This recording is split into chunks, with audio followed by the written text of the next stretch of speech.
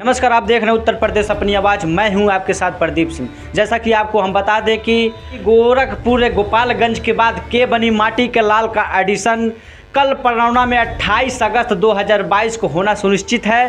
ये जानकारी वीडियो के माध्यम से उत्तर प्रदेश नाटक अकेडमी के सदस्य श्री राकेश श्रीवास्तव जी ने दिए हैं। वीडियो में पूरा देख सकते हैं।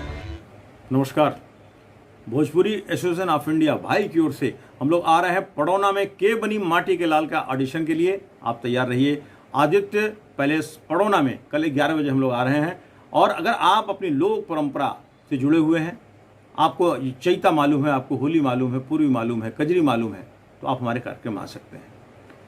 हमारे कार्यक्रम में कोई उम्र की कोई बंधन नहीं है, खुले वर्ग का कार्यक्रम है। आप सभी आ सकते हैं। सारी महिलाएं, पुरुष जो भी अपनी लोक परंपरा से जो जुड़े हुए हैं वो आप इस कार्यक्रम में आ सकते हैं। और मैं आपको एक बात बता रहा हूं कि जो हमारे कार्यक्रम का विजेता होगा उसको 25,000 रुपये हम लोग नगद देंगे और उप विजेताओं को 51-5100 प्रत्येक को अलग अलग देंगे।